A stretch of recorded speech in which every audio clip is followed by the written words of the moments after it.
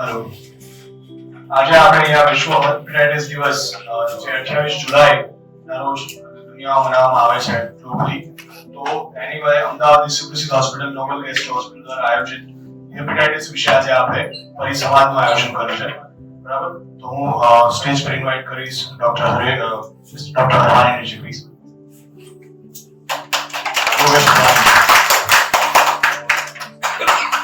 અને આ પરિસંવાદ માટે આપણે અમદાવાદના જાણીતા સુપ્રસિદ્ધ 4 ડોક્ટરોને ઇન્વાઇટ કર્યા છે જે આપણે આના પર આજે વાતચીત કરી અને હેપેટાઇટિસ વિશે જાણકારી એને કેવી રીતે અવોઇડ કરી શકાય અને અગર થયો છે તો એની સારવાર કઈ રીતે લઈ શકાય એની માટેનો પરિસંવાદનું આયોજન કર્યું છે. તો હું સ્ટેજ પર ઇન્વાઇટ કરીશ ડોક્ટર શ્રેયા ભટ્ટાલા જે ગેસ્ટ્રોએન્ટરોલોજિસ્ટ છે,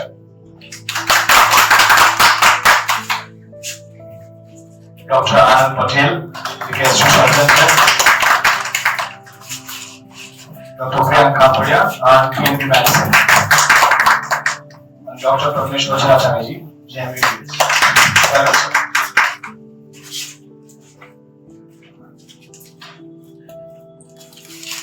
Please felicitate them with the class. Thank you, sir.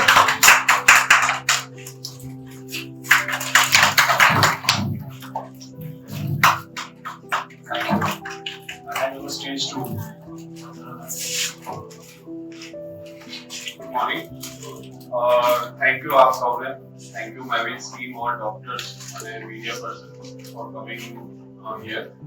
હવે બેઝિકલી આજનો જે પ્રોગ્રામ છે એ આપણે હેપેટાઇટિસ એટલે લીવરનો સોજો, પ્રેક્ટિકલ ગુજરાતી ભાષામાં કહીએ તો હેપેટાઇટિસ એટલે લીવરનો સોજો, અને આ સોજો કેમ થાય એને કઈ રીતે આપણે અટકાવી શકીએ. કેમ? કારણ કે લીવર છે ને બેઝિકલી આપણા શરીરમાં એક એન્જિનનું કામ કરે છે. બધા ઓર્ગન્સ ઇન્ટરકનેક્ટેડ હોય પણ લીવર એક એન્જિનનું કામ કરે છે, અને લીવર જો બગડે અને એને આપણે કેમ થયું એ ના અટકાવી શકીએ તો over a period of time અમુક મહિના કે વર્ષો પછી એ પરમાનન્ટ ખરાબ બી થઈ શકે, જે જીવલેણથી થતું હોય છે. અને જીવલેણ કરતા પણ એ જે કોમ્પ્લિકેશન્સ થાય, જેમ કે ભાઈ ઘણી વખત મોંથી લોહીની ઉલટી આવી, બેભાન થવું, કિડની ખરાબ થવી, ફેફસા પેટમાં પાણી ભરાઈ જવું, એ પેશન્ટને તકલીફ થાય છે જ, એની સારવારની કોસ્ટિંગ બી બહુ હોય છે. અને સાથે સાથે જે રિલેટિવ્સ ઉપર દબાણ આવે છે, પ્રેશર આવે છે, એ બહુ અગત્યનું છે કે આપણે આ વસ્તુને ડિસ્કસ કરીએ આજે, અને એને કઈ રીતે પ્રિવેન્ટ કરી શકાય એ આજે આપણે ડિસ્કસ કરીએ. અને આઈ હોપ તમારા માધ્યમથી આ લાખો લોકો સુધી પહોંચી શકશે. તો આજે આપણે સ્ટાર્ટ કરીશું વિશ્વ હેપેટાઇટિસ દિવસ જે 28 જુલાઈ હોય છે, એક પેનલ ડિસ્કશન છે જેમાં અમે અમુક પ્રિવેન્ટિવ મેજર્સ કે પોપ્યુલેશનને, કોમ્યુનિટીને આપણે આ પેનલ ડિસ્કશનથી કઈ રીતે ફાયદો થઈ શકે એ સિમ્પલ ભાષામાં અમુક હું ક્વેશ્ચન્સ પૂછીશ. અને આપણી પાસે બહુ જ એક્સપર્ટ લોકો છે દરેક લેવલ ઉપર. એટલે કે સૌથી પહેલા પેશન્ટ જ્યારે લીવર બગડે કે કમળો થાય તો પહેલા જનરલ પ્રેક્ટિશનર જોડે જાય, એ શું કરતા હોય છે, પછી ફિઝિશિયન શું કરે, એમનાથી બી કદાચ હેન્ડલ ના થાય કે કઈ કોમ્પ્લિકેશન થાય તો ગેસ્ટ્રોએન્ટરોલોજિસ્ટ જોડે જાય, અને છેલ્લે સર્જનની બી જરૂર પડતી હોય છે. તો ચારે મુખ્ય મહેમાનો આપણી જોડે છે અને આપણે આ પેનલ ડિસ્કશન હવે સ્ટાર્ટ કરીશું. તો બેઝિકલી હેપેટાઇટિસ છે ને ઘણી બધી કારણે થતું હોય છે. ધારો કે એ વાયરસ છે, ઈ, બી, સી, ફેટી લીવર, જે લોકોને મોટાપો હોય છે, આલ્કોહોલના કારણે, આ બધા કારણે હેપેટાઇટિસ થતું હોય છે. પણ હેપેટાઇટિસ બી અને સી આ બે એવા વાયરસ છે જે લીવર માટે ઘાતક બી છે, અને over a period of time cirrhosis થઈને પરમાનન્ટ લીવરને ડેમેજ કરી શકે. તો હેપેટાઇટિસ બી આપણે ઓવરઓલ ગુજરાતમાં જોઈએ તો ગુજરાત જે છે એ 6થા ક્રમે આવે છે. એટલે જે આપણા સ્ટેટ છે એ સ્ટેટમાંથી હાઈએસ્ટ ગુજરાતમાં 6th રેન્ક છે કે પેશન્ટોને હેપેટાઇટિસ બી હોય છે. 1.2% એટલે 6 કરોડની જે આપણી કોમ્યુનિટી છે ગુજરાતની, એમાંથી લગભગ 6 લાખ લોકોને હેપેટાઇટિસ બી વાયરસ છે. હવે એમ જોવા જાવ તો આ ઓછું બી કહેવાય, પણ એ જે બર્ડન છે એ બર્ડન બહુ હાઈ છે. અને સિમિલરલી હેપેટાઇટિસ સી જે છે એ 0.19% એટલે 1,20,000 લોકોને હેપેટાઇટિસ સી નો બર્ડન છે ગુજરાતમાં. તો હું સ્ટાર્ટ કરીશ ડોક્ટર પ્રજ્ઞેશ જોડે કે સાહેબ ઓવરઓલ હેપેટાઇટિસ શું હોય છે? હેપેટાઇટિસ એટલે સાદી ભાષામાં જે લેમેન ટર્મ્સમાં કહું તો કમળો. આપણે બધા છે ખબર છે કે લીવર ઉપર કોઈ પણ કારણથી સોજો આવે, અને અલગ અલગ કારણો હોય, જેમાં કમળો જે સાહેબે કીધું કે વાયરલ ઇન્ફેક્શન એક મોટું કારણ છે. કોઈ પણ કારણથી લીવર ઉપર સોજો આવે, જેને આપણે કોમન વસ્તુમાં કહીએ કે તાવ છે, પેટમાં દુખાવો છે, વોમિટિંગ છે, ભૂખ ન લાગવી છે, આ બધી સિઝનમાં આપણે અમુક આ પર્ટિક્યુલરલી મોન્સૂન સિઝનમાં આપણે કોમનલી જોઈ રહ્યા છે. તો લીવર પર સોજો આવે એને આપણે કહીએ હેપેટાઇટિસ. અને પછી જે યોગ્ય લાગે ડોક્ટરને શંકા છે એ પ્રમાણેનું બ્લડ ટેસ્ટ કરીને આગળ વધવાનું નિદાન. હવે સર યુઝ્યુઅલી તમે કીધું કે કમળો થતો હોય છે, પણ શું દરેક લોકોને કમળો થતો હોય છે કે કમળો પહેલા બીજા બી કઈ સિમ્પટમ્સ જોવા મળતા હોય છે આ બધા લોકો? એટલે જ્યારે પહેલી વખત કંઈક શરૂઆત થાય ત્યારે શરૂઆતમાં નાની મોટી વીકનેસ એટલે બધી ફરિયાદ થાય કે જેને એક્યુટ હિપેટાઇટિસ અમારી ભાષામાં કહીએ કે જેને પહેલી વખત થયો છે અને એક્યુટ એટલે કે જે શરૂઆત એની એકદમ શોર્ટ ટર્મમાં થઈ છે. એવા બધા કેસીસમાં શરૂઆતમાં કોમન અમે જેમ કીધું કે પ્રોડ્રોમલ સિમ્પટમ્સ અમે એને કહીએ કે તાવ અને બીજી બધી ફરિયાદોની શરૂઆત થતી હોય, પેટમાં દુખાવાનું બધું. પછી ઘણીવાર એવું બને કે આ પહેલી બીમારી એકદમ નાના ફેઝની હોય, બહુ શોર્ટ ની હોય અને પછી એ પેશન્ટ કેરિયર સ્ટેજમાં કદાચ હેપેટાઇટિસ બી હોય કે સી હોય તેમાં કેરિયર સ્ટેજમાં કન્વર્ટ થઈ જાય. તે ઘણા બધા વર્ષો સુધી સુઈ જાય અમે કહીએ એક નોર્મલ પોઝિશનમાં જાય અને પછી કોઈ પણ વીકનેસ કે બીજા કોઈ પણ કારણથી વાયરસ પાછો રિએક્ટિવ થાય તો ફરી પ્રોબ્લેમ કરતો હોય છે. તમારી પ્રેક્ટિસમાં સર જનરલ ફિઝિશિયનની તમને લગભગ હવે 25 વર્ષનો અનુભવ છે, તો તમારી પ્રેક્ટિસમાં હેપેટાઇટિસના કેસ યુઝ્યુઅલી મહિને તમે કેટલા એન્કાઉન્ટર કરો છો અને એમાંથી કયા કારણે હેપેટાઇટિસ થતું હોય છે અને એને તમે શું કરો છો? બધાને ટેસ્ટ કરાવો છો, જુઓ છો કે કયા પ્રકારનો વાયરસ છે કે શેના કારણે થયું કે પહેલા કન્ઝર્વેટિવલી ટ્રીટ કરો છો? એટલે આપણે ત્યાં as of now in Gujarat જે કેરિયર નો સાહેબે કીધું પેલા કેરિયર અને સીરો પોઝિટિવ પેશન્ટ્સ ના નંબર્સ વધારે છે. જો એક્યુટ હિપેટાઇટિસ ની વાત કરું તો આપણે ત્યાં નોર્મલી એ સિઝનલ પેટર્ન ફોલો કરે છે. જેમ કે અત્યારે આપણે મોન્સૂનમાં બેઠા છે તો પર્ટિક્યુલર જ્યારે આવી બધી સીઝન હોય અને અત્યારે વધારે પ્રિવેલન્ટ આપણે ત્યાં હેપેટાઇટિસ એ અને ઈ છે કે જે વોટરબોર્ન અને ફૂડબોર્ન ડિસીઝ છે. એવું આ એનો એપિડેમિક આ પર્ટિક્યુલર સીઝનમાં વધારે જોવા મળે છે. જે બી અને સી માટે સરે કીધું એની કોઈ પર્ટિક્યુલર ફિક્સ સીઝન નથી કારણ કે એ અલગ રીતે ટ્રાન્સફર થાય છે અને ફૂડ અને પેલા સાથે લેવા દેવા નથી. એ કોઈ ચેપી વસ્તુનો લોહી ચડાવવામાં આવે, માતા બાળકને આપી શકે કે બીજી કોઈ નીડલનો યુઝ થાય અને બહુ બધા ફેશન અત્યારે ટ્રીટમેન્ટ લોકો કરાવે છે આ ટેટુ ને આ બધું એવા ઘણા બધા કારણોથી એ હેપેટાઇટિસ બી અને સી ટ્રાન્સફર થઈ શકે. જ્યારે કોમનલી પેશન્ટ આવે ને અમને શંકા થાય કે એને હેપેટાઇટિસ એટલે કે કમળો છે તો નોર્મલી અમે પહેલા એના બેઝિક ટેસ્ટ કરાવીને એને કન્ફર્મ કરીએ કે એને કમળો છે, કયો કમળો છે, શું લાગે છે. પછી જો જરૂર પડે અને ધાર્યા મુજબ એની રિકવરી ના આવે તો અમે કમળાની ટાઈપ કરાવીએ કે ભાઈ કયા પ્રકારનો કમળો છે, એ છે, બી છે અને એના ઉપરથી પછી એનું આગળ ઉપર ફર્ધર ટ્રીટમેન્ટ કરવામાં આવે અને એની માત્રા પછી નક્કી કરીને આગળ ઉપર એને ટ્રીટ કરીએ. મેજોરિટી કેસમાં શરૂઆતના દિવસોમાં અમે ખાલી કમળો છે કે નહીં એટલું કન્ફર્મ કરી પ્રાઇમરી ટ્રીટમેન્ટ આપીએ કારણ કે મેજોરિટી કેસમાં એ અને ઈ ની જો હું વાત કરું તો એ કમળો એક્યુટ હોય એટલે કે લાંબો નથી ચાલતો. એટલે પેશન્ટને સિમ્પટમ્સ અને પેશન્ટને જે જરૂર મુજબનું ખોરાકમાં નાના મોટા મોડિફિકેશન કરીને અમે એની સારવાર કરતા હોઈએ છીએ. પણ જો હેપેટાઇટિસ બી હોય કમળો વધે આગળ એના કોઈ કોમ્પ્લિકેશન્સની શરૂઆત થતી દેખાય તો બ્લડ રિપોર્ટ એના પર્સિસ્ટન્ટલી હાઈ રહે તો પછી અમે આગળ ઉપર એક્સપર્ટને રિફર કરતા હોઈએ છીએ અને પછી એનું further battery of more detail investigation કરતું હોય છે. નેક્સ્ટ ક્વેશ્ચન ડોક્ટર પ્રિયાંકને છે. સર આપ એમડી મેડિસિન છો તો જ્યારે બી કોઈ પેશન્ટ આવે જેને હેપેટાઇટિસ હોય તો તમે એને ઘરગુતી કારણ કે એ અને ઈ માં તો સાહેબે કીધું બહુ શોર્ટ ટર્મ હોય છે તો તમે એ લોકોને ક્યારે એડમિશનની સલાહ આપો છો અને ક્યારે ઘરે જ ટ્રીટમેન્ટ લેવાની સલાહ આપો છો? અને યુઝ્યુઅલી છે ને લોકોને એવી ફીલિંગ હોય છે કે કમળો છે તો પેલી માળા પહેરી લો અને ફક્ત ચણા જ ખાઓ, કંઈ બી ના ખાશો, રોટલી ના ખાશો, ભાત ના ખાઓ, દાળ ના ખાઓ. તો શું બધા જે હેપેટાઇટિસના દર્દીઓ છે એમને જમવાનું બંધ કરી દેવું જોઈએ? કારણ કે એક તરફથી ના જમે, ન્યુટ્રિશન ના લે તો બીમારીની રિકવરી બી જલ્દીથી ના થાય. યુઝ્યુઅલી આપણી સોસાયટીમાં એવું માન્યતા છે કે ભાઈ કમળો થાય એટલે બધું જમવાનું બંધ કરી દેવાનું, ફક્ત ચણા લેવાનું ને શેરડીનો રસ લેવાનો. એ કેટલું રાઈટ છે કે રોંગ છે અને શું કરવું જોઈએ? હેપેટાઇટિસમાં જે ફૂડબોર્ન અને જે વાયરલ એ અને ઈ છે એ લોકોમાં યુઝ્યુઅલી માઇનર પ્રોડ્રોમલ સિમ્પટમ્સ જેમ સરે કીધું એ પ્રમાણે જો ફીવર આવી અને ધીરે ધીરે ફીવર જતો રહે અને માઇલ્ડ હેપેટાઇટિસ જ કરે તો એ લોકોને આપણે ઘરે ટ્રીટમેન્ટ કરી શકીએ. એમાં મલ્ટીવિટામિન્સ છે, ફૂડમાં થોડો ઘણો કંટ્રોલ, તેલ, ઘી, તળેલું, ફ્રાઈડ, સ્પાઇસી એવું બધું અવોઇડ કરીને ફોલોઅપમાં ટેસ્ટ કરીને આપણે એમને બોલાવીએ અને જો સિમ્પટમ્સ જતા રહે તો દે રિકવર. પણ જ્યારે એક્યુટ ફલ્મિનન્ટ હેપેટાઇટિસ પણ થતું હોય છે હેપેટાઇટિસ એ અને ઈ માં એવા કેસીસ અને થોડું ફીવર લાંબો ચાલે, વોમિટિંગ વધારે રહે, પેશન્ટને ઓરલ ઇન્ટેક ના લઈ શકે એવા પેશન્ટોને આપણે દાખલ કરીને આપણે આઈવી ટ્રીટમેન્ટ કરતા હોઈએ. એમાં usually we give IV fluids, dextrose અને મલ્ટીવિટામિન્સ. અને જ્યારે શરૂઆતના ફેઝમાં એ અને ઈ માં જ્યારે લોકોને વધારે પડતી વોમિટ થાય, થોડોક સિવિયર હિપેટાઇટિસ હોય તો એ લોકો મોઢેથી લઈ નથી શકતા, એમને ગમતું જ નથી હોતું કેમ કે એ જમી જ ના શકે. એવી સિચ્યુએશનમાં આપણે ઇનિશિયલ 1 વીક માટે કે 5 ડેઝ માટે આપણે આઈવી ફ્લુઇડ ને એવું આપીએ અને એમને સોફ્ટ ડાયટ કે લિક્વિડ ડાયટ આપીએ. બધું બંધ કરી દેવું, ખાલી ચણા ઉપર રહેવું, એ ક્યાંય કોઈ વસ્તુ સાયન્ટિફિક નથી. પણ એમને ઓઇલી, ફેટી અને સ્પાઇસી ફૂડ ના લેવું જોઈએ. પચવામાં હળવો ખોરાક લેવો જોઈએ, જેમ કે દાળ ભાત છે, ખીચડી છે, ફ્રૂટ્સ છે, લિક્વિડ્સ છે, સૂપ છે, આવું બધું એ લોકો લઈ શકે, છાશ છે, આ બધું લઈ શકે.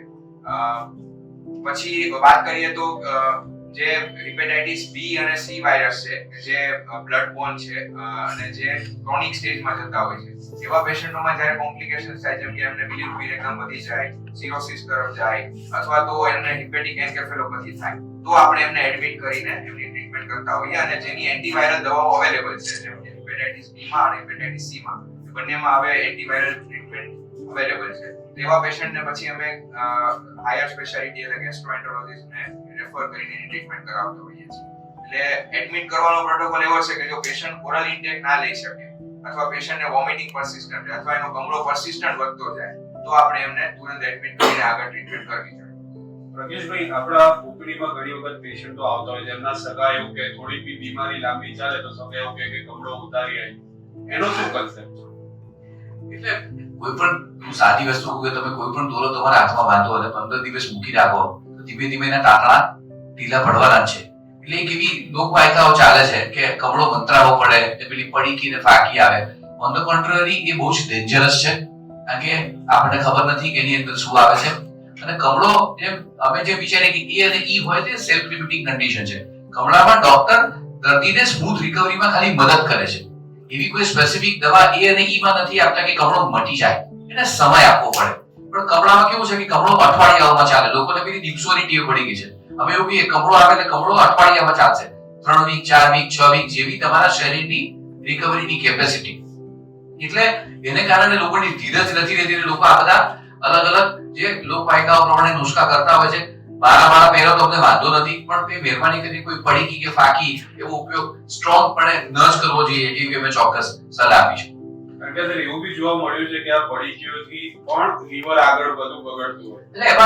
એટલે ઘણી બધી વાર એવું થતું હોય છે કે નોન સ્ટાન્ડર્ડાઇઝ દવાઓમાં મેટલનો બહુ વધારે પડતો ઉપયોગ કરવામાં આવે છે, કારણ કે જેનો બેઝ જ મેટલ હોય છે. એને કારણે on the contrary liver toxic હોય છે, એટલે રિકવરી કરતા એ વધારે નુકસાન કરી શકે. એટલે કોઈ અપ્રમાણિત જે ખબર જ નથી એવી કોઈ તિલસ્મી દવાઓ કે નુસ્ખાઓ મહેરબાની કરીને ન કરવી, એવી અમારી સ્ટ્રોંગ સલાહ છે. ડોક્ટર શ્રેયા, જેમ સાહેબે કીધું કે એ ઈ જે છે સેલ્ફ લિમિટિંગ છે અને આપણે જાણીએ છીએ બી પણ ઘણી વખત સેલ્ફ લિમિટિંગ હોય, પણ જ્યારે આવા પેશન્ટ્સ તમારી પાસે આવે તો અમુક કોઈ એવી વસ્તુઓ છે કે તમે એમને જોઈને કાં તો અમુક ક્લિનિકલી કાં તો અમુક રિપોર્ટ કરાવીને રિલેટિવ્સને ચેતવી શકો કે ના આ સેલ્ફ લિમિટિંગ નહીં રહે અને આ વધારે બગડશે, એવી કોઈ નિશાનીઓ છે કઈ? એટલે જેમ વાત કરી કે જે વાયરલ હેપેટાઇટિસ એ અને ઈ છે તે ખાવા પીવાથી ફેલાતા હોય છે, જનરલી સેલ્ફ લિમિટિંગ હોય છે. પણ 1% લોકોમાં એ બહુ ફલ્મિનન્ટ રૂપ ધારણ કરતા હોય છે કે એમાં લીવર પોતાની જાતે રિકવર નથી કરી શકતું હોય. તો એ કેસીસમાં આપણે એમને મોનિટરિંગમાં રાખવા પડતા હોય છે, અને અગર લીવર પોતાની જાતે રિકવર ન કરે તો આપણે જતા લીવર ટ્રાન્સપ્લાન્ટનું પણ જરૂરી પડતું હોય છે.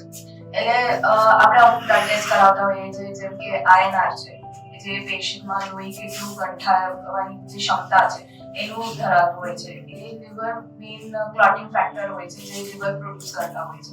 તો એ ક્લોટિંગ ફેક્ટરની ઉણપ અગર બહુ વધારે થઈ જતી હોય છે તો લોહી વધારે પડતું પાતળું થઈ જાય છે. એટલે અગર કોઈ પેશન્ટ હેપેટાઇટિસ એ નું અને ઈ નું છે અને એનું આઈએનઆર બહુ જ વધી રહ્યું છે, દર 12 કલાકે એનું માત્રા વધી રહી છે, તો એ ઇન્ડિકેટ કરે છે કે એને બહુ વધારે સિવિયર લીવર ઇન્જરી થઈ છે, લીવરમાં બહુ વધારે નુકસાન છે અને એ રિકવરી કદાચ પોતાની જાતે ના પણ આવી શકે. બીજી વસ્તુ છે કે અગર ઘણા કેસીસમાં અમે જોતા હોઈએ છીએ કે પેશન્ટ કમળો શરૂ થાય અને 7 દિવસમાં કે પેશન્ટને ગફલતમાં જતું રહે છે, એટલે જેથી કરીને એમનું સેન્સોરિયમ જે છે એ ઓલ્ટર થઈ જાય છે, બિહેવિયર ઓલ્ટર થઈ જાય છે.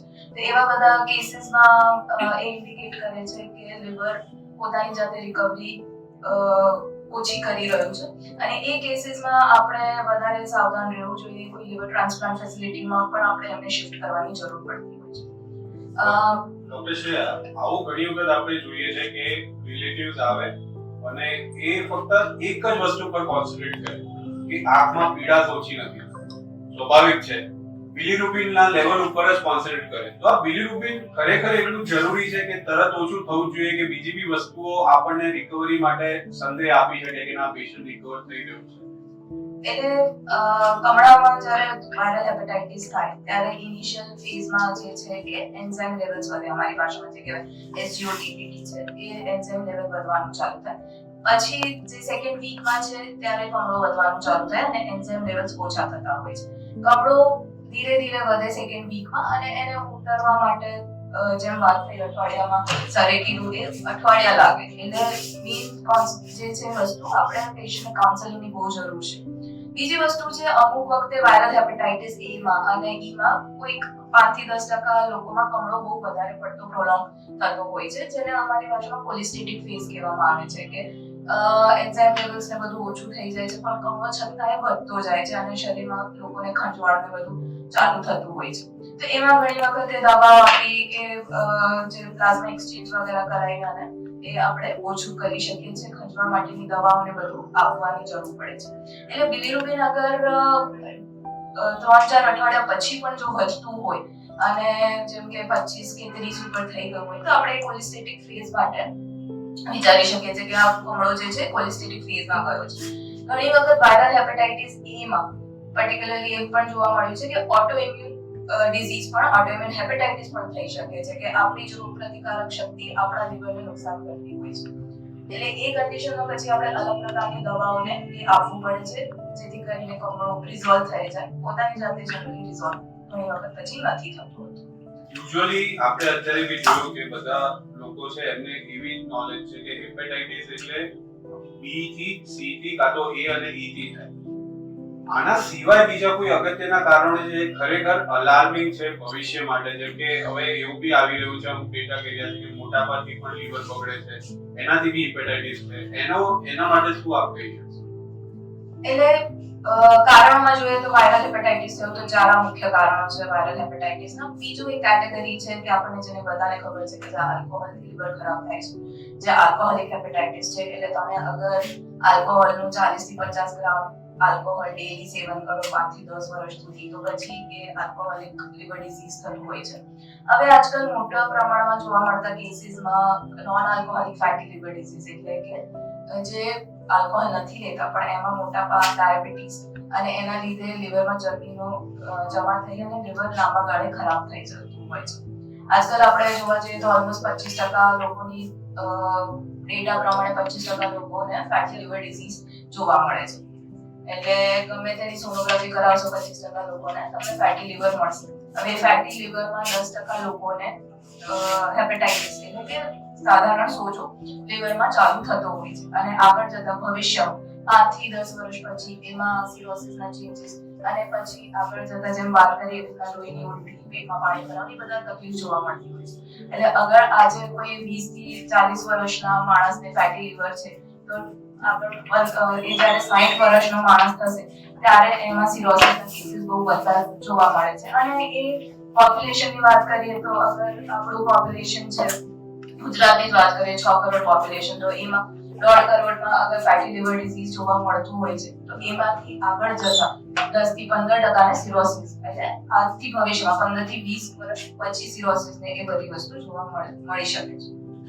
હવે કોઈ ફેમિલી સ્ક્રીનિંગ નો રોલ છે? ધારો કે કોઈ પેશન્ટને હેપેટાઇટિસ હોય, હેપેટાઇટિસ બી હોય કે સી હોય, તો શું એમના ફેમિલી મેમ્બર્સને બી કંઈક આપણે સલાહ આપવી જોઈએ કે એમની કંઈ સ્ક્રીનિંગ કરવી જોઈએ કે નહીં?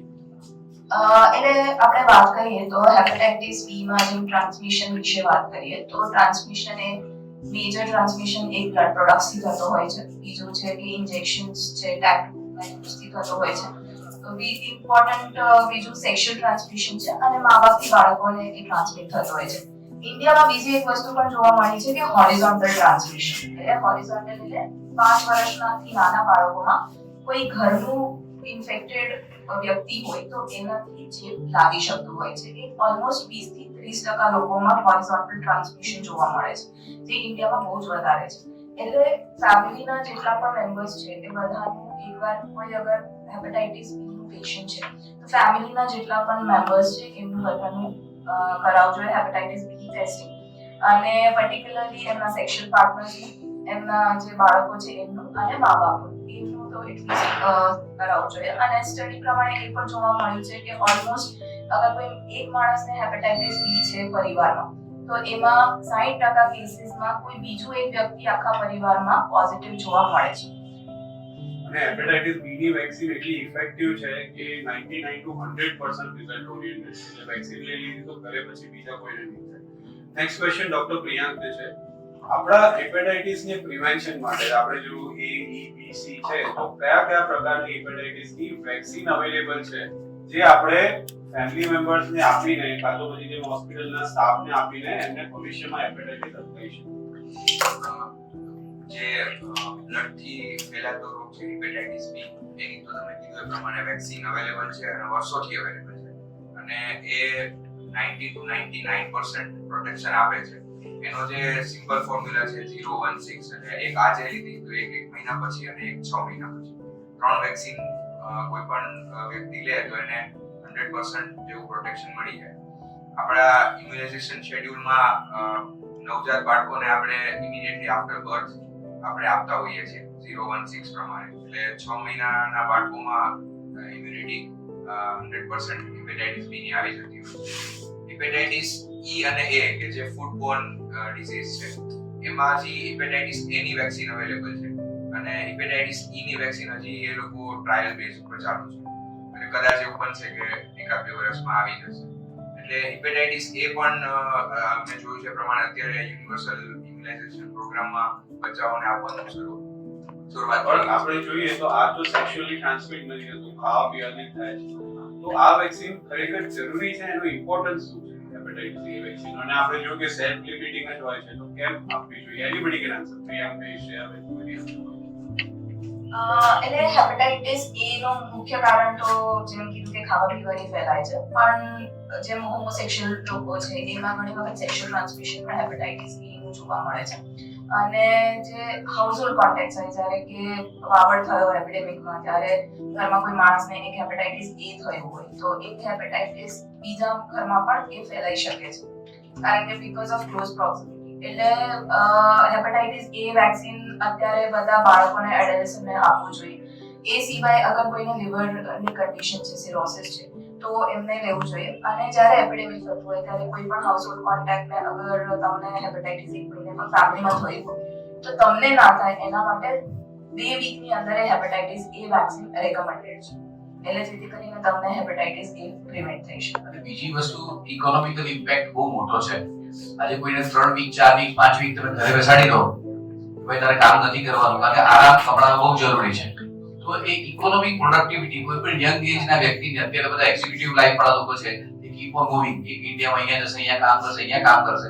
એટલે તમે 5 વીક તમે હોમ આઉટ કરી લો, ઘરમાં તો જે તોફાન થશે ખબર નથી મને, પણ ઇકોનોમિકલ તોફાન એટલું બધું મોટું છે. અને steel there are very less number of, still 2 થી 5% લોકોમાં હેપેટાઇટિસ એ પણ લોંગ ટર્મ નુકસાન કરી શકે અને લીવર ફેલિયર તરફ લઈ શકે. એ આંકડો looking to the population of India બહુ અગત્યનો છે. હેપેટાઇટિસ એ વેક્સિન અમે લોકો દરેક એક્ઝામ ગોઈંગ સ્ટુડન્ટ્સ, હોસ્ટેલમાં રહેતા છોકરાઓ અને જે લોકોની જોબ એવી છે કે હું keep on going across different places, અમે બધા એડલ્ટને પણ અમે હેપેટાઇટિસ એ રેકમેન્ડ. હવે ઘણી વખત એવું જોવા મળે છે કે ફિમેલ્સ પ્રેગ્નન્ટ થાય, કારણ કે જે અત્યારે નવજાતને આપે છે તો 2012 થી આપે છે, પણ એની પહેલા કોઈ વેક્સિનેશન અપાતી નથી. એટલે લગ્ન પછી ફિમેલ્સ પ્રેગ્નન્ટ થાય અને રૂટીન ચેકઅપમાં હેપેટાઇટિસ બી પકડાતું હોય છે. તો આવા પ્રેગ્નન્ટ ફિમેલ્સને શું કરવું જોઈએ? બહુ ચિંતા કરવી જોઈએ, લીવર બગડી જશે કે પ્રેગ્નન્સી વ્યવસ્થિત કેરી નહીં થાય કે ડિલિવરીમાં તકલીફ થશે, તો એનો શું સંદેશ છે ડોક્ટર શ્રેયા તમારા? એટલે અત્યારે હેપેટાઇટિસ બી નું સ્ક્રીનિંગ તો દર પ્રેગ્નન્ટ વિમેનમાં થતું હોય છે. એટલે કોઈને અગર હેપેટાઇટિસ બી પોઝિટિવ નીકળે પ્રેગ્નન્સીમાં. તો ફર્સ્ટ ઓફ ઓલ અમે એ લોકો એ જોતા હોઈએ છીએ કે એને વાયરલ લોડ પેશન્ટમાં કેટલો છે, વાયરસ સક્રિય છે કે નહીં, ઓલરેડી એ વાયરસ લીવરને કેટલું નુકસાન કરી ચૂક્યો છે. અને બીજી વસ્તુ એટલે બે મેઇન વસ્તુ જોવાની છે કે ઓલરેડી લીવર કેટલું ખરાબ છે એ પેશન્ટનું, એ પ્રેગ્નન્ટ ફિમેલનું. અને બીજી વસ્તુ આપણે જે ધ્યાન ઇમ્પોર્ટન્ટ પ્રિવેન્ટ કરવાની છે કે એ વાયરસ જે છે એ માતાથી બાળકમાં ના જાય. એટલે એ બે અલગ અલગ આસ્પેક્ટ છે. હવે પહેલા વાત કરીએ કે અગર જે પ્રેગ્નન્ટ ફિમેલ છે એને લાંબા સમયથી જે વાયરસ સક્રિય છે અને એમાં જે લીવરમાં સોજો બતાવે છે તો આપણે તાત્કાલિક જ એની એન્ટીવાયરલ ટ્રીટમેન્ટ ચાલુ કરવી પડતી હોય છે. પણ અગર માતાને કોઈ સિમ્પટમ્સ નથી, લીવર બધું નોર્મલ છે, એના એન્ઝાઇમ લેવલ્સ ને બધું જ નોર્મલ છે, પણ છતાં પણ આપણે વાયરલના રિપોર્ટ્સ કરાયા અને આવે છે કે વાયરસ સક્રિય છે, વાયરસની માત્રા બહુ જ વધારે છે શરીરમાં, તો એમાં બાળકને ટ્રાન્સમિટ થવાનું રિસ્ક વધતું હોય છે. તકરીબન અરાઉન્ડ 20-25% ટ્રાન્સમિશન રિસ્ક હોય છે અગર વાયરસ લોડ લાખોમાં હોય તો. તો એ કન્ડિશનમાં આપણે જે થર્ડ ટ્રાઇમેસ્ટર છે એટલે કે છેલ્લા 10 થી 12 અઠવાડિયામાં એમને એન્ટીવાયરલ ટ્રીટમેન્ટ ચાલુ કરતા હોઈએ છીએ જેથી કરી અને બાળકને એ ટ્રાન્સમિટ ના થાય. બીજી વસ્તુ છે કે જેમ અત્યારે તો યુનિવર્સલ ઇમ્યુનાઇઝેશન પ્રોગ્રામમાં જે ફર્સ્ટ ડોઝ વેક્સિન છે કે બાળક જન્મે અને તરત જ વેક્સિન એમને આપી દે, તો એ વેક્સિનેશન 6 કલાકની અંદર એમને અપાઈ જવું જોઈએ. બીજી વસ્તુ છે એક ઇમ્યુનોગ્લોબ્યુલિન પણ આવતું હોય છે કે જે આપવાથી બાળકને ઇન્ફેક્શન પ્રિવેન્ટ થઈ શકતું હોય છે, તો એ અમે સિલેક્ટેડ કેસીસમાં આપતા હોઈએ છીએ. બ્રેસ્ટ ફીડિંગમાં કોઈ ઇશ્યુઝ નથી આવતા, પણ હા બહુ વધારે વાયરલ લોડ હોય તો 3 થી 6 મહિના બ્રેસ્ટ ફીડિંગનો જે સમય છે ત્યાં સુધી આપણે એન્ટીવાયરલ ટ્રીટમેન્ટ ચાલુ રાખતા આપણે હોઈએ છીએ. સોસાયટીને એ કહેવાની જરૂર છે કે ધારો કે ફિમેલ પ્રેગ્નન્ટ છે તો એવી ગભરાવાની કોઈ જરૂર નથી. ખોટા વિચારો કરવાની અને તમારા ડોક્ટરને મળવું, જરૂર હશે તો એની દવા ઉપલબ્ધ છે, ઈઝી દવા ઉપલબ્ધ છે, એ લઈને તમે બી સ્વસ્થ રહી શકો છો અને તમારા બાળકને બી ટ્રાન્સમિટ થતા એ બચાવી શકો.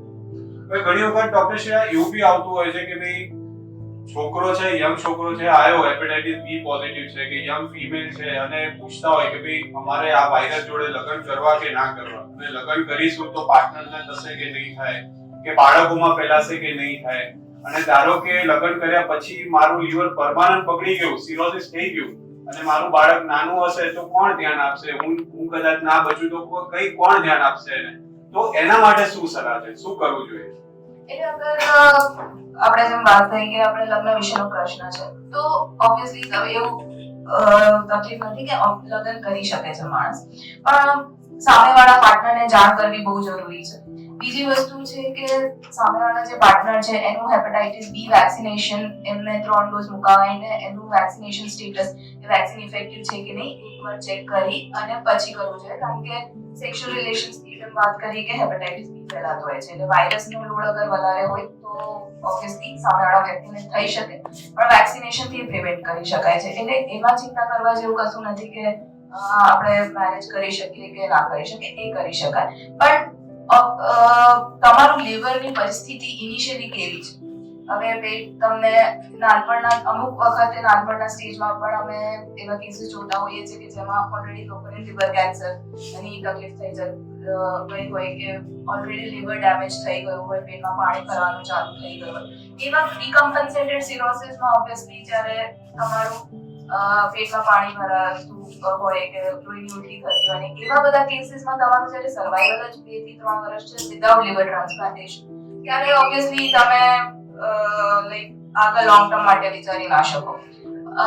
આગળ જેમ વાત થઈ કે સિરોસિસ હોય કમ્પેન્સેટેડ હોય, કમ્પેન્સેટેડ એટલે તમને કોઈ બીજી તકલીફ ના હોય તો એન્ટીવાયરલ ટ્રીટમેન્ટ લઈ અને એને આપણે રિવર્સ પણ કરી શકતા હોઈએ છીએ અને 10-15 વર્ષ આરામથી નીકળી પણ શકે છે. પણ ડીકમ્પેન્સેટેડ સિરોસિસમાં એટલે મેસેજ એ છે કે કદાચ કોઈ પ્રોબ્લેમ ના હોય, રિપોર્ટ નોર્મલ હોય તો આરામથી લગ્ન બી થઈ શકે અને મેરિડ લાઈફ બી તમે જીવી શકો.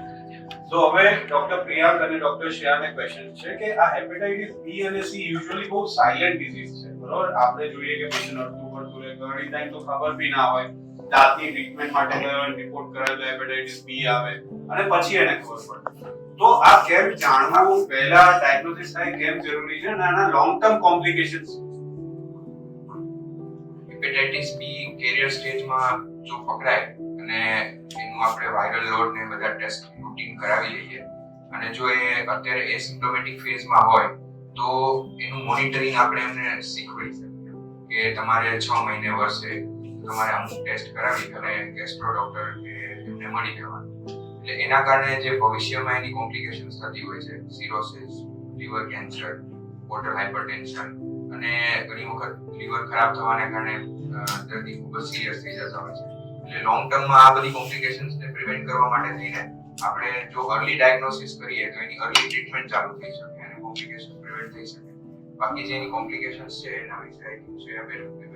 તો શ્રેયાબેન, આપણને ખ્યાલ છે કે over a long period of time લોકોને સિરોસિસ થાય તો આંખોમાં કમળો થાય, પગમાં પાણી ભરાય વગેરે વગેરે અને લાઈફ થ્રેટનિંગ. તો જ્યારે બી કોઈ પેશન્ટને હેપેટાઇટિસ બી છે અને તમે દવા પર મૂકી એટલે એને દવાની જરૂર છે પણ સિરોસિસ નથી, તો એવા કયા તમે એમને સલાહ આપશો જે કોમ્યુનિટીને હેલ્પફુલ થશે કે જેનાથી એ ઘરે બી જોઈ શકે અને કંઈક એવું થાય તો તાત્કાલિક ડોક્ટરને સંપર્ક કરી શકે? કારણ કે આપણે જોયું છે કે ઘણા બધા લોકો દવા ચાલુ કરે છે, બંધ બી કરી દે છે, દવા લઈને પછી ક્યારેક ક્લિનિક પર આવતા જ નથી, ફોલોઅપ લેતા જ નથી.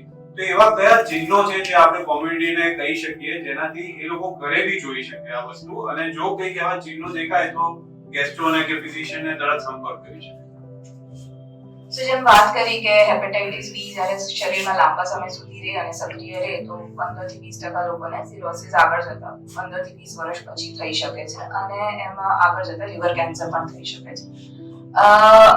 અગર આપણે દવા જેમ ચાલુ છે કોઈ હેપેટાઇટિસ બી ના પેશન્ટને, તો એમને ઘરે સાવચેતી રાખવા માટે જરૂરી છે કે સપોઝ ગમે ત્યારે પેશાબ પીળો થવાની તકલીફ થાય કે ગમે ત્યારે પેટમાં પેટ વધતું હોય એવું લાગે કે પગમાં સોજા આવતા હોય કે સંડાસ કાળો આવતો હોય કે ઉલટી વારે ઘડે થઈ અને ઉલટીમાં લોહી પડતું હોય કે પછી જે છે કે રાતે જાગતા હોય, દિવસે ઊંઘતા હોય, હોશ ના રહેતું હોય, કંઈ પણ ઇરેલેવન્ટ ટોકિંગ કરતા હોય, તો એ બધા દેખાડે છે કે એ લીવરની તકલીફ વધી રહી છે.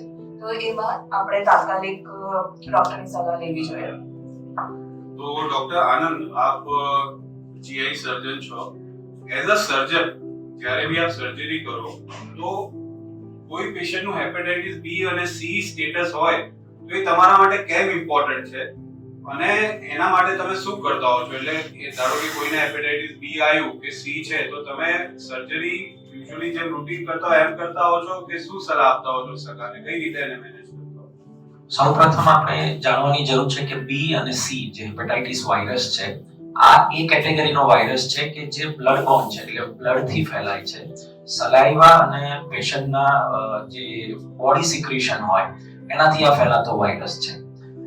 મહત્વની દ્રષ્ટિએ જોઈએ તો WHO ના આંકડા પ્રમાણે જોઈએ તો ઓલમોસ્ટ આખા વર્લ્ડની અંદર ઓલમોસ્ટ 4 થી 5 કરોડ જેટલા હેલ્થ કેર વર્કર છે કે જે પેશન્ટની સાથે ડાયરેક્ટલી ઇન્વોલ્વ છે, જેમાં નર્સ છે, ડોક્ટર છે, હેલ્થ કેર આશાબેન છે, કે કોઈ પણ જે સીધા પેશન્ટની ટ્રીટમેન્ટ સાથે સંકળાયેલા છે.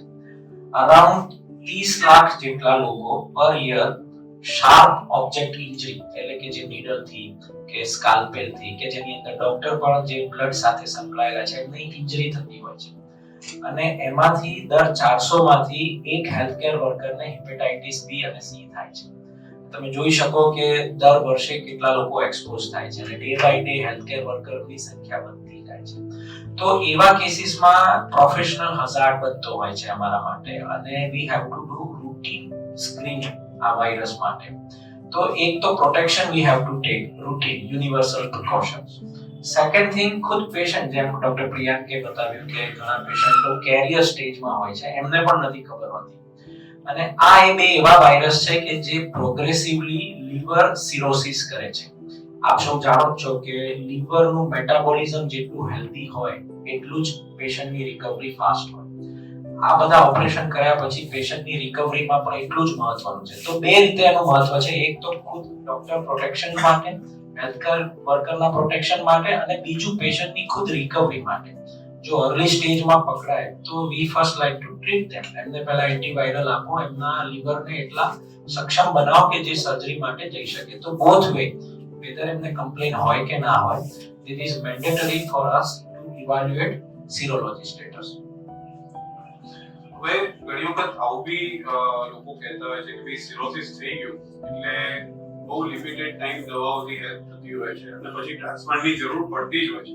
તો શું આ સાચી વાત છે? ખરેખર બધા સિરોટિક્સને લીવર ટ્રાન્સપ્લાન્ટની જરૂર પડતી હોય છે કે અમુક એવી કેટેગરી છે જે દવાથી બી કંટ્રોલ થઈ શકે અને રિવર્સ થઈ શકે? બહુ કોમન ક્વેશ્ચન છે કેમ કે ઇન્ફોર્મેશન હવે બહુ કોમનલી અવેલેબલ છે, પણ મોટાભાગની ઇન્ફોર્મેશન એ હોય છે જસ્ટ નોલેજમાં નથી હોતી, તો તેના માટે હેપેટોલોજીસ્ટને મળવું બહુ જરૂરી છે.